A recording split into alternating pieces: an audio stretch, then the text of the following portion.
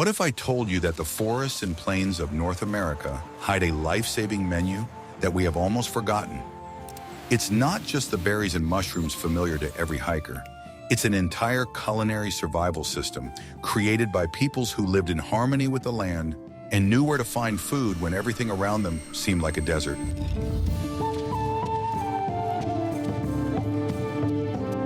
Indigenous tribes didn't just gather plants, they understood their power. Every root and every herb had its purpose. Some provided energy during long journeys, others healed, and still others helped people survive the winter. It was not survival as we understand it, but a way of life based on the balance between man and nature, where the earth itself was both a pharmacy and a table.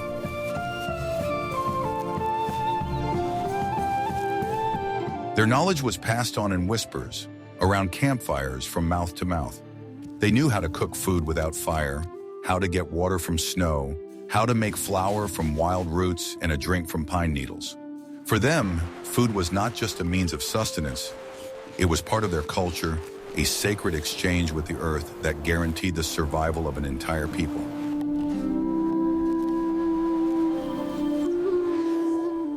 Watch the video to the end to find out which humble root the peoples of the Great Plains valued more than gold, why it could replace both meat and bread, and how it allowed warriors to travel hundreds of kilometers without losing strength. I will reveal the most closely guarded secret of the Lakota tribe's survival, which was more important than bows and arrows. I am talking about a plant known as prairie turnip, or timpsila in the Lakota language.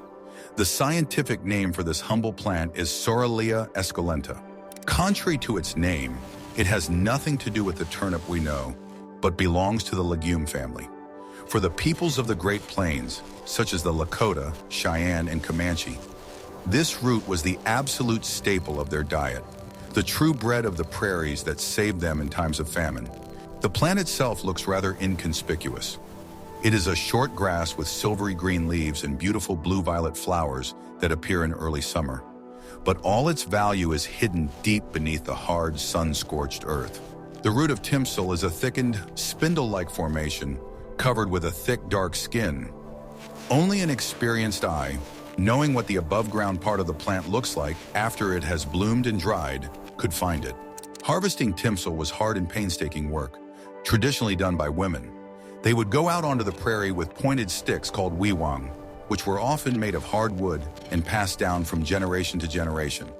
The root could go as deep as 30 centimeters into the ground, and digging it out of the dense, dry soil required considerable effort and skill. Gathering became a collective activity accompanied by singing and socializing, and was an important part of the summer season. Immediately after harvesting, the processing began. The root had a very thick and tough outer shell that had to be removed. Women cleaned each root with a knife or sharp stone, exposing the white starchy flesh. This work required patience, as the roots were numerous but relatively small in size. The cleaned roots were ready for immediate use, or more importantly, for long-term storage. A key property of timpsil was its incredible ability to be stored. In preparation for winter, the peeled roots were cut into thin slices and strung on ropes made of tendons or plant fibers. These garlands were hung in the sun and wind on special wooden racks or directly on tree branches. Within a few days, the slices dried to rock hardness, losing almost all their moisture. In this form, they could be stored for years without losing their nutritional properties. The nutritional value of this root was exceptional. It is rich in complex carbohydrates, protein, and vitamins, making it an ideal source of energy. The dried slices were light, allowing warriors and hunters to take them with them on long journeys. A small bag of dried timpsila could sustain a person for several days when other food was unavailable. It was a concentrated and portable source of calories. Timpsila was used in a variety of ways in cooking. When fresh, it could be eaten raw, and its taste was reminiscent of watery radish or celery. However, it was most often boiled and added to soups and bison meat stews. When cooked, the root softened and gave the dish thickness and a rich, slightly sweet taste. It was one of the most common and beloved everyday dishes. Dried roots required more serious preparation before consumption. They were either soaked in water for several hours and then boiled, or, more commonly, ground into flour. Women used stone pestles and mortars to grind the hard slices into a fine white powder. This flour served as a universal thickener for soups and sauces, making them more filling. This flour was also used to make a kind of porridge or flatbread. The powder was mixed with water or broth, sometimes with the addition of berries or melted bison fat. The resulting mixture was boiled until thickened or baked on hot stones by the fire. This dish was high in calories and quickly restored strength.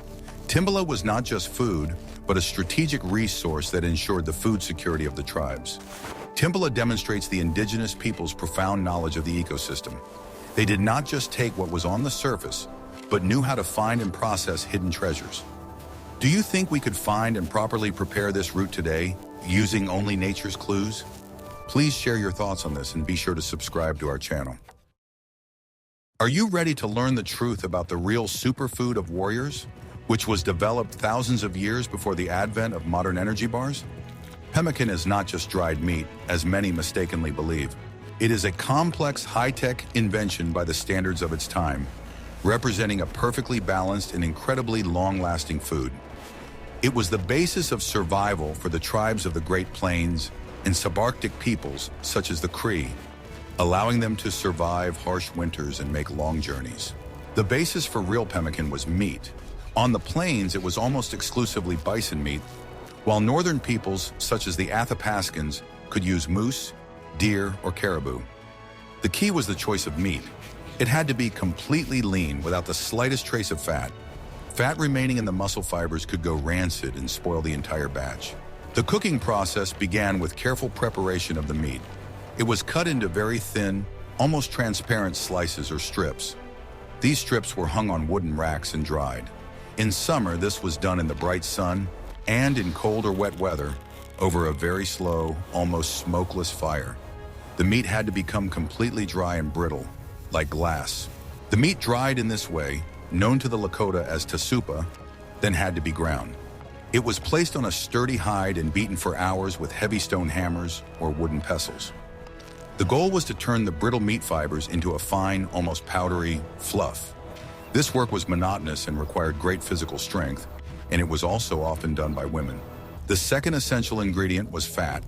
Only rendered fat, or tallow, was used. The best fat was considered to be the hard fat from the kidneys and back of the bison. It was slowly melted over a fire, separating the pure liquid fat from all impurities and connective tissue. The resulting product was stable and could be stored for a very long time without spoiling. It was the fat that acted as a preservative and binding agent. The third, though not always essential ingredient, was berries. On the plains, chokecherries or Saskatoon berries were most often used for this purpose. The berries were also dried and then crushed, often together with the seeds, which added nutrition and texture. The addition of berries enriched the pemmican with vitamins and gave it a pleasant sweet and sour taste. Assembling the pemmican was the culmination of the process. The ground meat fibers and crushed berries were poured into a large bag made of rawhide or into a hollow lined with skin. This dry mixture was then poured over with hot, freshly melted fat. The whole mass was thoroughly mixed with wooden spatulas until the fat completely saturated each dry component. The finished mixture was tightly packed into special bags made of rawhide, called parfleche. As it cooled, the fat solidified, turning the contents of the bag into a monolithic, incredibly dense and hard briquette. Air and moisture could not penetrate inside, which ensured pemmican's legendary preservation. In a dry and cool place, such pemmican could be stored not just for months, but for years and even decades. The nutritional value of pemmican was phenomenal. It was a concentrate of protein and fat, i.e., pure energy. A small piece of such a brick could sustain the strength of a warrior or hunter throughout a whole day of strenuous physical activity. It was light, compact, and required no additional cooking, which made it the ideal food for hiking. Pemmican was consumed in various ways.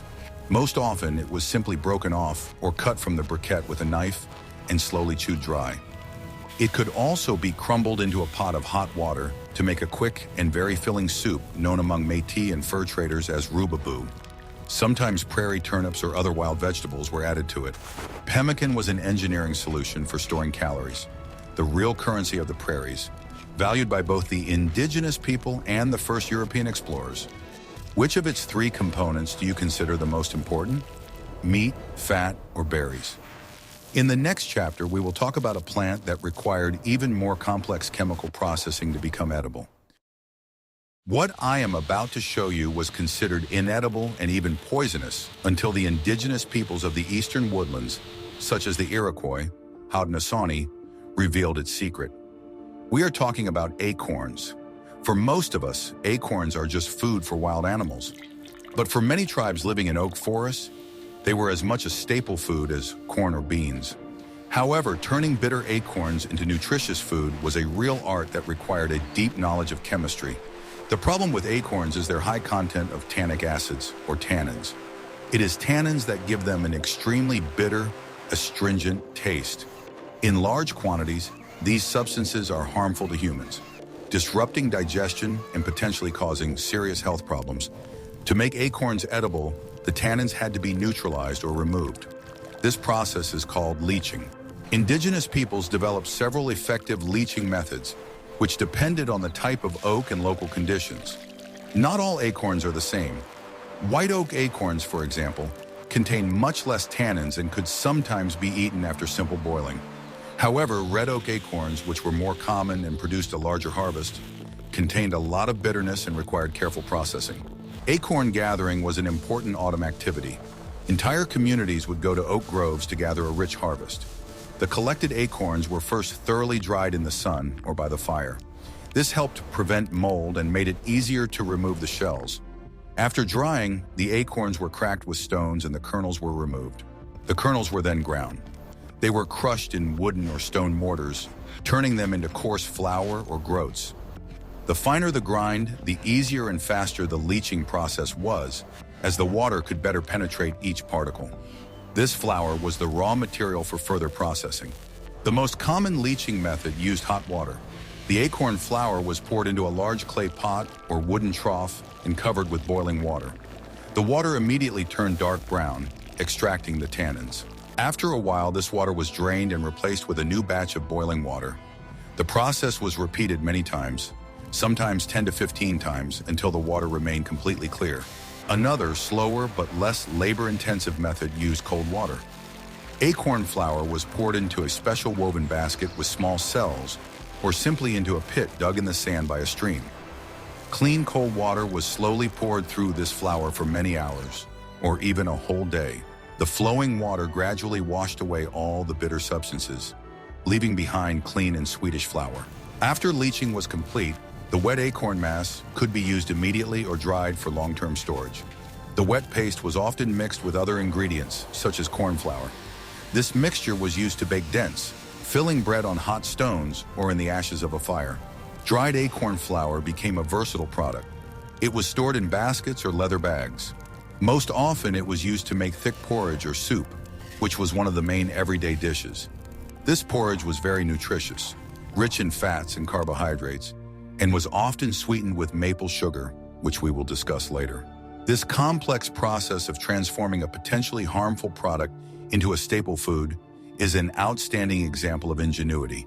It required precise knowledge, patience, and collective effort. It was true food technology, developed without laboratories or modern equipment. If you appreciate such deep knowledge of nature and human ingenuity, please support our channel with a like. What if I told you that this beautiful blue flower hides a deadly doppelganger, and that indigenous peoples knew how to tell them apart without fail? We are talking about Camas, a plant of the Camassia genus. Its bulbs were one of the most important sources of carbohydrates and sweetness for many tribes living in the northwestern Great Plains and forest regions. But harvesting this plant was fraught with mortal danger, requiring absolute confidence and knowledge. Camas grows in wet meadows and river floodplains, and in spring, these meadows are covered with a continuous carpet of its bright blue-violet flowers. It was a sight of incredible beauty, but for the indigenous people, it was primarily a signal of the coming harvest. It was not the flowers that were eaten, but the bulbs hidden underground. They were rich in nutrients and served as an important addition to a protein-rich diet. The main danger was that the edible Camas often grew alongside its doppelganger, the death Camas, Zygodinus venenosus. This plant looks very similar, but its flowers are pale, yellowish-white in color, rather than a rich blue. The bulbs of these two plants are almost identical, but the death Camas bulb contains alkaloids that are deadly to humans. Mistaking one for the other could cost you your life. Indigenous peoples, such as the Plateau tribes and some Iroquois groups, possessed accurate botanical knowledge. Children were taught from an early age to distinguish between these two plants. They knew that they had to look not only at the color, but also at the structure of the flower and the arrangement of the leaves. Camas was harvested only after the plants had fully bloomed, so that identification was 100% accurate. As with timpsila, harvesting the bulbs was the task of the women. They used the same pointed sticks to carefully extract the bulbs from the ground. It was hard work on wet, often sticky soil. The harvested crop was brought to the camp in large woven baskets. And then the most important part began: preparation. Raw Camas bulbs were inedible. This was because they contained a complex substance called inulin, which the human body cannot digest.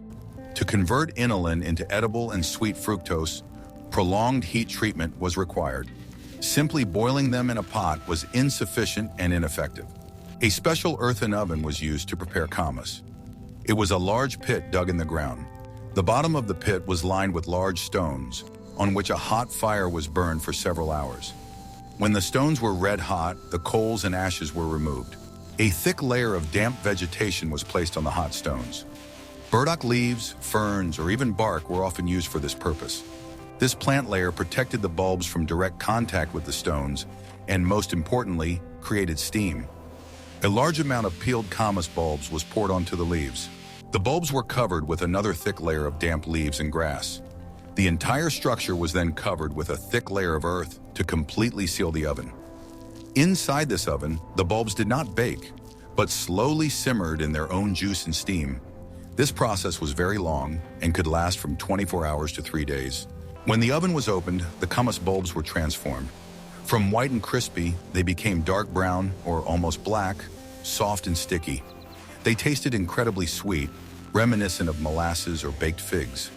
It was a real delicacy and at the same time a high-calorie concentrated food.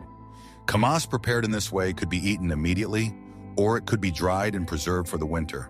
The preparation of Camas was a ritual that required collective effort and precise adherence to the technology. Would you be surprised to learn that a simple root required several days of cooking? In the next chapter, we will talk about a plant that grew directly in water and required no less complex but completely different processing. In the marshy lowlands and shallow waters of the Great Lakes and subarctic regions, there is a plant that was not just food, but the foundation of an entire culture.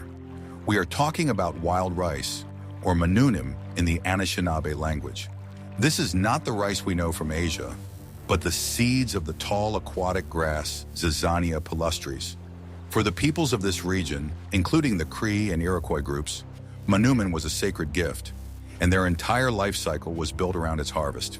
Wild rice grows in clean, slow-moving water, forming dense thickets similar to reeds.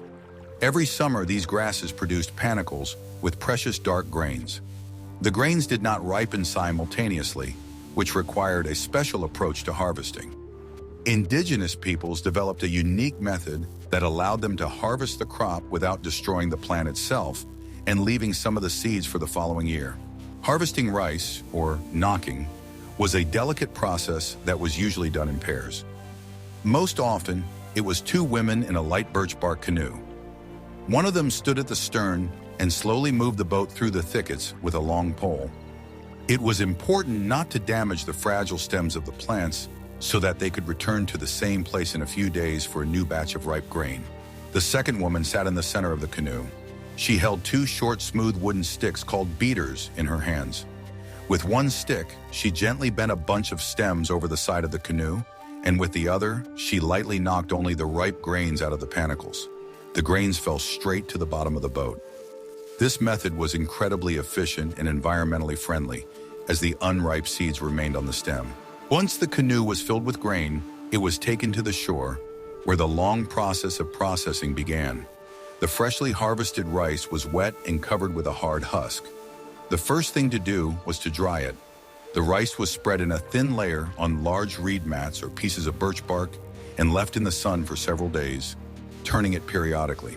When the rice was completely dry, it was time for roasting or parching. This was a key step that gave wild rice its characteristic nutty aroma. The rice was roasted in small batches in large clay pots or metal kettles over a low heat, stirring constantly with a wooden spatula. Roasting made the kernel brittle and helped to separate it from the inedible husk. The next step was to remove the husks, or threshing. For this, the rice dance method was often used. A shallow pit was dug in the ground and lined with clean deer skin. A portion of roasted rice was poured into the pit. Then a person, usually a man, put on special moccasins and began to stomp on the rice, making circular movements. The friction separated the husks from the kernels. After threshing, the rice had to be cleaned of chaff. This process was called winnowing. The mixture of kernels and husks was poured onto a large flat birch bark tray. On a windy day, a woman would toss the rice into the air. The light husks were carried away by the wind, and the heavy, clean grains fell back onto the tray. This process was repeated until the rice was completely clean. The finished wild rice was a valuable product. It was incredibly nutritious, rich in protein, vitamins, and minerals.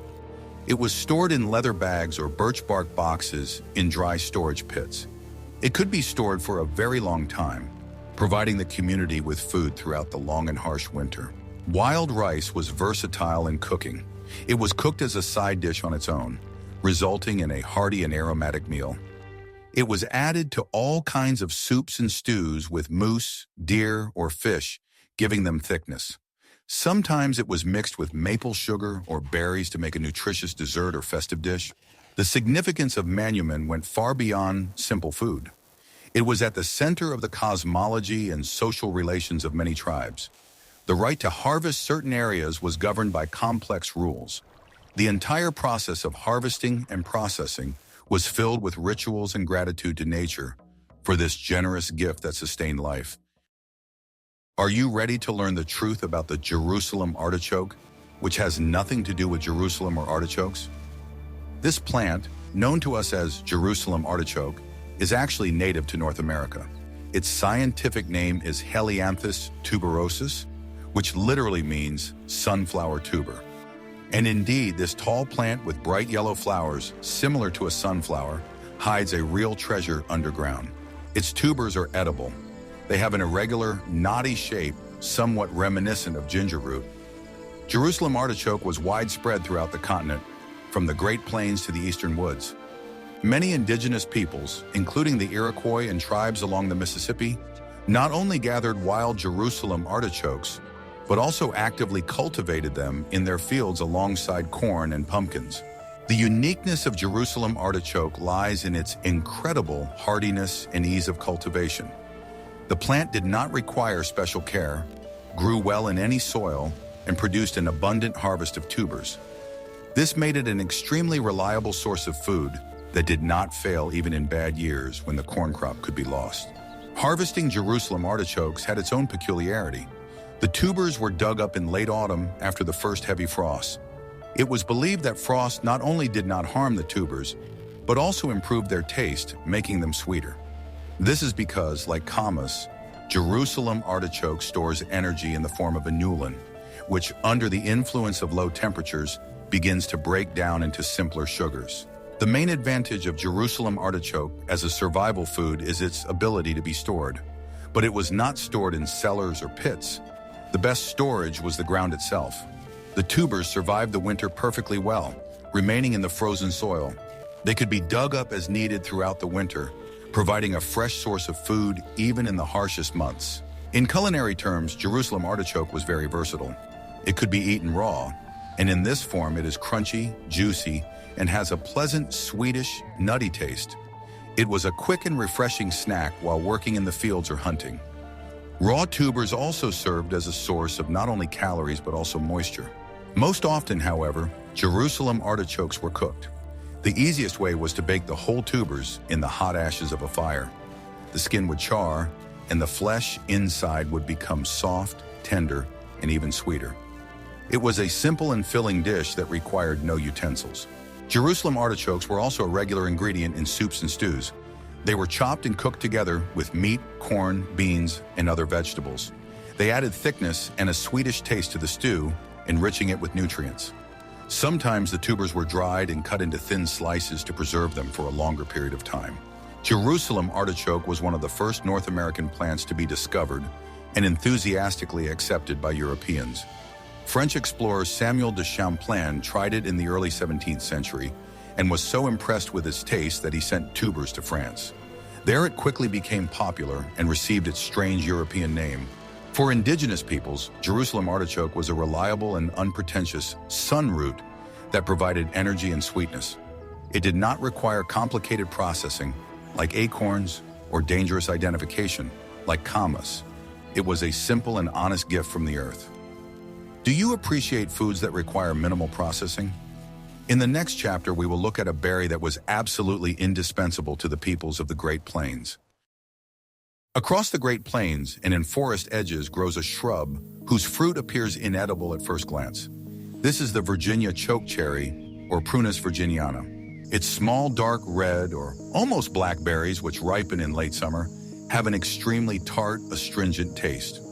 This tartness is so strong that a person who eats a handful of fresh berries literally chokes on them, hence its English name chokecherry.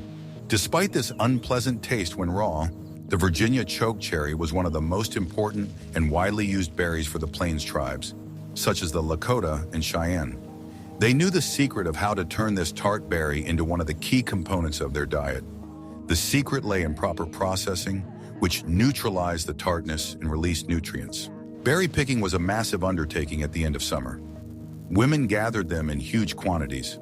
Often they did not pick the berries one by one, but bent entire branches over a spread-out skin and knocked the harvest down with sticks. The harvested berries were brought to camp for immediate processing as they spoiled quickly. The key stage of processing was grinding. Unlike the European tradition of removing the seeds from the berries, the indigenous peoples did not do this. They poured the berries onto a large flat stone and methodically ground them with stone pestles into a homogeneous dark mass. This mass contained everything: pulp, skin, and most importantly, crushed pits. This may surprise many, as cherry and bird cherry pits contain amygdalin, a substance that can be converted into cyanide in the body. However, the indigenous peoples knew what to do. First, the amount of this substance in Virginia bird cherry is not that high. Second, and most importantly, the process of grinding and subsequent drying in the sun led to the oxidation and neutralization of these compounds, making the mixture safe. The crushed seeds were not ballast but a valuable component. They added protein and fat to the mixture, making the final product much more nutritious. The resulting dark red paste was formed into small flat cakes, similar to cutlets. These cakes were laid out on skins and dried in the scorching sun of the prairies. The dried berry patties became hard and could be stored for a very long time. In this form, they were ready for use. The most important use of this berry mass was pemmican. It was crushed Virginia dogwood that was the berry component added to meat powder and fat. It gave pemmican not only vitamins and sweetness, but also a characteristic sour taste. Another famous dish made from this berry was wajapi. This is a traditional soup or pudding of the Lakota people. To prepare it, dried berry cakes were broken up and boiled in water until they turned into a thick, fragrant sauce porridge. Sometimes timpsila flour was added for thickness. Wajapi was both an everyday dish and a festive treat. Fresh berries were also used, but they were always cooked. They were boiled with a small amount of water to produce a thick juice or sauce that was served with meat. The tartness was greatly reduced during cooking. Thus, this suffocating berry was actually one of the pillars of the Plains food system. Knowing how to neutralize the unpleasant taste and potential danger, turning the berry into a nutritious and long-lasting product was vital. This is another example of how a deep understanding of the chemistry of nature allowed indigenous peoples to use resources that others would consider useless or even dangerous. In quiet backwaters, swamps, and along the banks of slow-moving rivers, in the eastern woodlands and subarctic regions, another inconspicuous but vital plant grows. It is arrowhead, or Sagittaria latifolia, named for its distinctive arrowhead-shaped leaves. For many peoples, including the Iroquois and Cree, its tubers, known as wapato, were what potatoes were to Europeans. a primary source of starch. Wapato is an aquatic plant.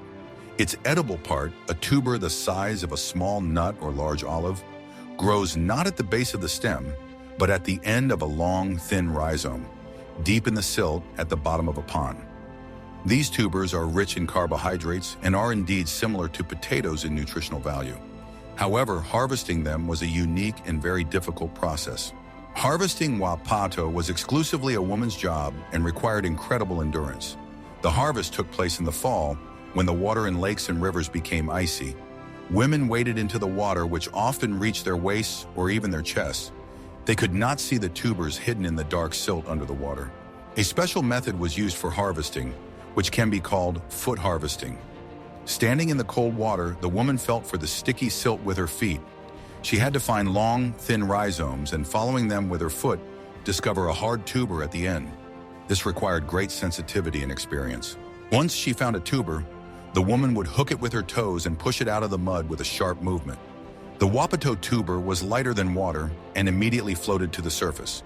Other women or children nearby in boats or on the shore collected the floating potatoes in woven baskets. This work was incredibly hard. Spending hours in icy water, methodically plowing the bottom with their feet, was a real challenge. However, the harvest was worth it. Wapato was an abundant and reliable source of food that could be harvested in large quantities and stored well throughout the winter. Cooking wapato was quite simple. The tubers were thoroughly washed to remove silt and dirt. The most common method was boiling. They were thrown into a clay pot with water and boiled until soft, like regular potatoes. The boiled tubers had a pleasant, slightly sweet taste, reminiscent of chestnuts. Wapato could also be baked. The tubers were thrown directly into the hot ashes of a fire and left there until they became soft. After that, the charred skin was scraped off and the hot, crumbly flesh was eaten. It was a quick and filling dish. For long-term storage, the tubers were sometimes dried. They were cleaned, cut into thin slices, and laid out in the sun or by the fire. The dried slices could be stored and used in winter, added to soups and stews. Sometimes dried wapato was even ground into flour, which was used as a thickener. Wapato was so important that the places where it grew were considered valuable land. The right to harvest it in certain swamps or backwaters was strictly regulated. This swamp potato was one of those inconspicuous but indispensable foods that ensured the stability of the diet of the indigenous peoples of the forest zone. For the tribes of the Great Plains, the Lakota, Cheyenne, Comanche, and Arapaho, the bison was not just a source of meat. It was the center of their universe. This animal provided them with food, clothing, shelter, tools, and fuel. When we talk about forgotten foods in the case of bison, we are not talking about the meat itself, but about the total 100% utilization of the carcass, where no edible part was wasted. After a successful hunt, a grand process of butchering began, in which the entire community participated. While large cuts of muscle meat were immediately cut into strips for drying and making pemmican, many other parts were eaten immediately, right on the spot. It was a real feast that rewarded the hunters and their families. Some of the most valuable and desirable parts were the internal organs. The liver was often eaten raw, sometimes while still warm. It was considered a source of strength and vitality. The kidneys and heart were equally prized. These organs were rich in vitamins and minerals that were often lacking in a diet based on dried meat. Bison tongue was considered an absolute delicacy. It was often cut off first and cooked separately, baked in ashes or boiled. It was a dish for honored guests or for ritual meals. Its tender texture and rich flavor were highly prized by all tribes. Bone marrow was also of great importance. The long bones of the bison's legs were split with heavy stone hammers. Inside was bone marrow, pure high-calorie fat. It was eaten raw, spread on pieces of roasted meat, or added to soups. It was an important source of fat, especially for children and the elderly. Even the contents of the stomach were not wasted. The first section of the bison's stomach, the rumen, contained semi-digested grass. This mass, rich in enzymes and vitamins, could also be eaten. It was used as a kind of salad or added to soups to give them a special flavor. The intestines were thoroughly clean. They served not only as casings for a kind of sausage, which were stuffed with meat scraps and fat, but were also a valuable food in themselves. They were often roasted over charcoal until crispy. It was a dish rich in fat and calories. One of the most amazing culinary techniques was cooking in the stomach. When nomadic peoples did not have a large clay or metal cauldron at hand, they used a bison stomach. It was hung between 3 or 4 stakes or placed in a pit dug in the ground and filled with water, pieces of meat, and roots such as timpsila. Since such a cauldron could not be placed on a fire, the hot stone method was used. Stones were heated red hot in a separate fire, and using wooden tongs, were lowered one by one directly into the water inside the stomach. The water quickly boiled and the contents cooked. The stones were changed periodically, maintaining the boil until the soup was ready. This nose-to-tail approach was not just about economy. It was a philosophy of respect for the animal that had given its life. It provided people with a complete set of essential nutrients: proteins, fats, vitamins, and minerals. It was a holistic food system perfectly adapted to life on the prairies. When we think of maple today, we imagine a liquid, amber syrup.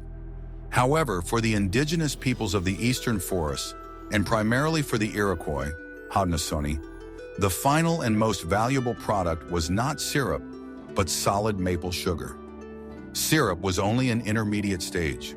Sugar was the main sweetener, preservative, and source of quick energy in their world. The maple sap collection season, which came at the end of winter or early spring, was an important time in the calendar. When night frosts gave way to daytime thaws, sugar maples began to sap. Men made V-shaped cuts in the tree trunks or drilled small holes. They inserted wooden spouts or pieces of bark into them. Containers for collecting sap were placed under the spouts. Before the advent of metal buckets, these were skillfully made boxes made of birch bark or hollowed-out wooden troughs. The sap dripped slowly, and collecting it required constant attention. Entire families moved to temporary sugar camps in maple groves for several weeks. The collected maple sap is mostly water, containing only 2 to 3% sugar. To obtain a concentrated product, this water had to be evaporated. This was the most labor-intensive stage. Before the Europeans introduced metal boilers, which revolutionized the process, the Iroquois used 2 main methods. The first method was evaporation using hot stones. The sap was poured into a large hollowed-out log. A fire was lit nearby to heat the stones. These stones were transferred with tongs and lowered into the sap. The water hissed and evaporated. As the stones cooled, they were replaced with new ones. It was a long but effective method. The second method was even more inventive. Ice evaporation. The juice was left overnight in shallow troughs. At night, the water on the surface froze, and the sugar concentrated in the remaining liquid. In the morning, the ice crust, which was almost pure water, was simply removed, repeating the process several nights in a row until a thick syrup remained. When the juice was boiled down to a thick syrup, it was not stopped. It continued to be boiled, stirring constantly until it began to crystallize. This process was called granulation. The hot mass was removed from the heat and quickly stirred until it cooled, turning into loose, granulated sugar. Sometimes the thick mass was simply poured into wooden molds or birch bark cones, where it solidified into hard blocks. In the form of sugar, the product was ideal for storage. Unlike syrup, it did not ferment, did not spoil, and was very compact. These sugar blocks were stored throughout the year. Maple sugar was a versatile product. It was the main source of quick energy. Warriors and hunters took pieces of sugar with them, which they could simply chew on the go. Dissolved in water, it turned into a nutritious and refreshing drink that quickly restored strength. Sugar was the main seasoning. It was added to corn or acorn flour porridge to make it tasty. It was used to soften the taste of meat, fish, and vegetable soups. It was sprinkled on berries. It was also an important component of many medicinal mixtures, masking the bitter taste of herbs. For the peoples of the eastern forests, maple sugar was the same as salt or spices for Europeans, and at the same time, their main energy bar. It was the first harvest of the year, a gift from the trees, a celebration of the end of a long winter, and a promise of new life. We have looked at just 10 of the amazing foods that form the basis of the diet of the indigenous peoples of North America. From protein-rich prairie turnips and energy-rich pemmican to leached acorns and sweet Camas bulbs cooked in earth ovens. It was not just food found in the forest, it was a complex and holistic system of knowledge that included botany, chemistry, engineering, and a deep respect for the ecosystem. These forgotten foods demonstrate that the wilderness was not a hostile environment for its indigenous inhabitants, but a generous home full of resources. All that was needed was the key to these resources, knowledge that had been accumulated over millennia. They knew how to turn the inedible into the nutritious, the dangerous into the safe, and the ephemeral into the durable.